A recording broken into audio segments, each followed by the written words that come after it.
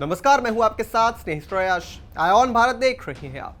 देश में जल संकट की बहस अब एक बार फिर राष्ट्रीय मंच पर आ चुकी है। भाखड़ा नांगल प्रोजेक्ट और सतलुज यमुना लिंक नहर को लेकर दशकों से पंजाब और हरियाणा के बीच जल विवाद चला आ रहा है।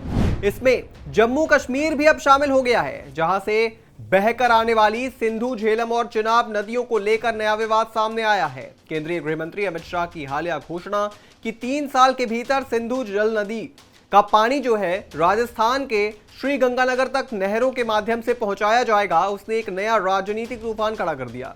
इस प्रस्ताव के तहत 113 किलोमीटर लंबी नहर बनाई जाएगी, जिससे सिंधु जल संधि की पश्चिमी नदियों सिंधु, झेलम और चिनाब का एक्स्ट्रा पानी पंजाब, हरियाणा और राजस्थान तक पहुंचाया जाएगा। लेकिन इस योजना का कड़ा विरोध जम्मू कश्मीर से हो रहा है।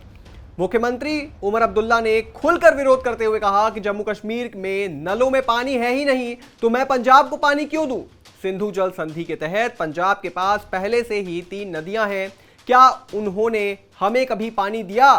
उन्होंने यह भी आरोप लगाया कि पंजाब सरकार ने उज और शाहपुर कुंडी परियोजनाओं को सालों तक अटका कर रखा, जिसमें जम्मू कश्मीर को भारी नुकसान उठाना पड़ा। दरअसल सिंधु जल संधि 1960 में भारत और पाकिस्तान के बीच हुई थी, जिसके तहत भारत को 3 पूर्वी नदियों रावी, सतलुज और ब्यास का पूरा इस्तेमाल करने का अधिकार मिला, जबकि पश्चिमी नदियों सिंधु, झेलम और चिनाब का बहाव पाकिस्तान को दिया गया।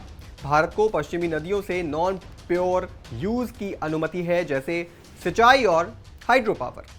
इसी प्रावधान के तहत भारत ने अब उस अतिरिक्त पानी को राजस्थान तक ले जाने की योजना बनाई है, जो बिना उपयोग के पाकिस्तान में बह जाता है। उमर अब्दुल्ला का विरोध जताना पंजाब की सियासत में उबाल लेकर आया। आम आदमी पार्टी के प्रवक्ता नील गर्ग ने कहा, जब युद्ध होता है तो पंजाब सबसे आगे होता है, जब देश को अन्न चाहिए होता है तो पंजाब खेतों से भर देता है, जब देश पर मुसीबत आती है तो पंजाब खड़ा रहता है, तो जब पानी उपलब्ध है तो पंजाब का उस पर अधिकार क्यों ना हो? कांग्रेस नेता अमरिंदर सिंह राजा वड़िंग ने इसे पाकिस्तान से तुलना करार दिया और सवाल किया, क्या उमर हमें पाकिस्तान के बराबर मानते हैं? हमने सिंधु जल संधि को सस्पेंड किया है क्योंकि पाकिस्तान हमारे खिलाफ दुश्मन की तरह पेश आया है। शिरोमणि अकाली दल के वरिष्ठ नेता दलजीत सिंह चीमा ने भी इस पर अपनी नाराजगी जताई। उन्होंने कहा, हर बार पंजाब को ही नुकसान क्यों झेलना पड़ता है? भाखड़ा नांगल और SYL प्रोजेक्ट में भी पंजाब के हिस्से का पानी छीनकर हरियाणा और राजस्थान को दिया गया। हमारे किसानों ने देश को अन्न दिया, मगर बदले में उन्हें न्याय नहीं मिला। ये बात भी गौर करने वाली है कि भाखड़ा नांगल परियोजना से जुड़ा विवाद भी सुलझ नहीं पाया है। ये भारत की सबसे पुरानी मल्टीपर्पज परियोजनाओं में से एक है, जिससे पंजाब, हरियाणा और राजस्थान को सिंचाई और बिजली मिलती है।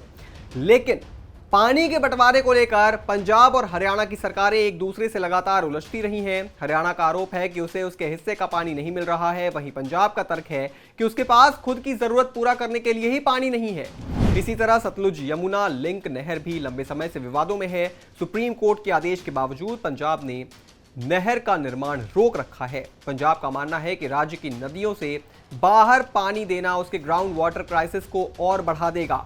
दूसरी ओर हरियाणा अपनी सिंचाई जरूरतों के लिए उस पानी पर अधिकार की मांग कर रहा है, जब केंद्र सरकार पश्चिमी नदियों से पानी को राजस्थान तक ले जाने की बात कर रही है।